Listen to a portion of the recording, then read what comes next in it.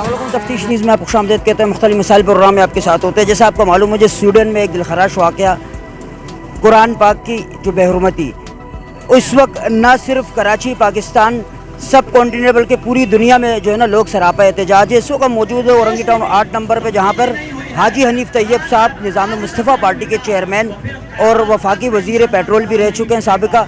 وہ احتجاجی مظاہرے کو لیڈ کر رہے ہیں. دیکھیں کیا کہنا چاہیں گے. السلام علیکم حضرت. وعلیکم السلام ورحمۃ اللہ وبرکاتہ.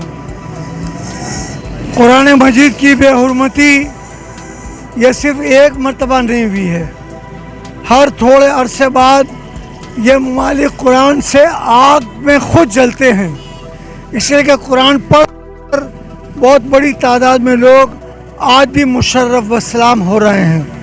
اور امریکہ کی وزیر خارجہ سابقہ نے کہا تھا کہ اسلام سب سے زیادہ امریکہ میں پھیل رہا ہے, پوری دنیا میں پھیل رہا ہے. تو ان کو یہ چڑ ہے اور اس کا مقابلہ پوری مسلم حکومتوں کو کرنا ہے, OIC کو کرنا ہے, UN میں آواز بلند کرنی ہے. اور یہ انشاءاللہ تعالی آج صرف اورنگی ٹاؤن میں نہیں پاکستان کے ہر حصے میں نظام مصطفیٰ پارٹی اپنی آواز کو بلند کر رہی ہے. السلام علیکم. آپ کہیں گے شریف لائے آج اس مظاہرے میں جو قرآن شریف کی بے حرمتی کے خلاف جو ہے سراپا احتجاج ملک بنا ہوا ہے. آج اورنگی کے لوگ بھی اس میں شریک ہیں. انشاءاللہ ملت مسلمہ کے نوجوان ان لوگوں کے سامنے سیسا پلائی دیوار بن کے کھڑے ہوں گے اور قرآن پاک کی جو ہے ہم پاسبانی کریں گے. قرآن کی حرمت کے لیے اپنی جان کے نذرانے پیش کریں گے انشاءاللہ, اور ناموس رسالت کے لیے اپنے نذرانے پیش کریں گے.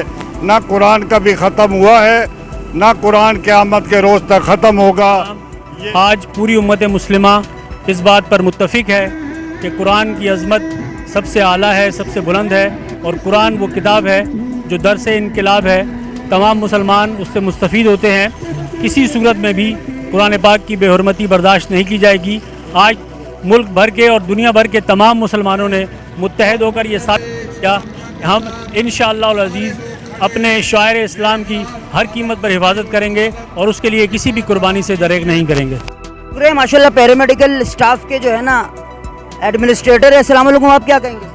بالکل سر, ہم اس چیز کی مذمت کریں گے کہ یہ جو ہوا ہے سویڈن میں یہ نہیں ہونا چاہیے تھا. سویڈن میں تو کیا یہ دنیا کے کسی بھی ممالک میں کسی بھی جگہ نہیں ہونا چاہیے, کیونکہ صرف اس میں جو ہے حضرت محمد مصطفیٰ صلی اللہ علیہ وآلہ وسلم کا ذکر نہیں ہے, دیگر انبیاءوں کا بھی ذکر ہے. اور اس کو بالکل مذمت اس کی ہم کرتے ہیں, اور ہم اسی لیے آج یہاں پر موجود ہیں کہ ہم اس کے خلاف جائیں گے جہاں تک جا سکیں گے. اگر جا سکیں گے ٹھیک ہے, نہیں تو جہاں تک ہم کر سکتے ہیں کھڑے ہو کر ہم اپنے طور پہ ہم جہاں تک کر سکتے ہیں وہ ضرور کریں گے انشاءاللہ. بہت شکریہ ناظرین. قرآن ہماری جان ہے, ہماری جانیں لے لو, ہمیں مار دو, جلا دو, گرا دو, لیکن قرآن کی بے حرمتی نہ کرو. بہت تکلیف ہوتی ہے ہمیں. جیسے کہ آپ یہ دیکھ رہے ہیں, میں ایک چیز میری سمجھ میں نہیں آتی, مسلمان اب دنیا میں تقریباً شاید کہ سب سے بڑی قوت عیسائیت سے بھی اوپر جا رہی ہے.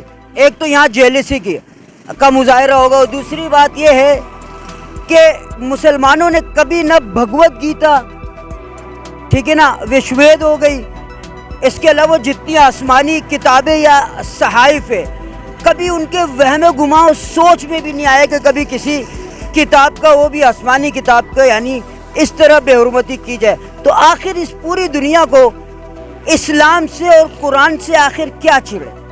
حالانکہ وہ ضابطہ حیات ہے ٹوٹل, اور تمام عالمین کے لیے جو ہے نا, جیسے حضور صلی اللہ علیہ وسلم رحمت ہے, اس طرح یہ کتاب بھی ایک نعمت ہے. مگر اس کے باوجود آخر ان خبیثوں کو کیا چیز ملتی ہے؟ کل میں ایک چھوٹی سی مووی دیکھ رہا تھا جس میں ایک مسلمان نے صرف بتانا چاہا, جو کہ ان گنت لوگ آن لائن تھے, وہ ایک صفحہ یعنی ایک ایکٹنگ کر رہا تھا پھاڑنے کی, اور لوگ ایسے جذبات میں آ رہے تھے. تو کیا مسلمانوں کو کوئی جذبات نہیں ہے؟ میں اس خبیث سے کہتا ہوں کہ بے غیرت کوئی اور کام نہیں ہے دنیا میں جو آپ کو یہی کام مل رہا ہے. بہرحال کوئی کچھ بھی کر لے, کوئی جتنے بھی جو ہے نا جتن کر لے, انشاءاللہ ثم انشاءاللہ یہ صدی اسلام کی صدی ہو. جس تیزی سے اسلام پھیل رہے تو اس قرآن کی شہادت پہ آپ لوگ یاد رکھیے گا کہ اس سے بھی زیادہ جو ہے نا تیزی سے اسلام پھیلے گا, اس سے کوئی نہیں روک سکتا. مزید ایسے پروگراموں میں ہمارے ساتھ رہے گا تفتیش نیوز شہنشاہ فانی. تھوڑا چیک کر لیں.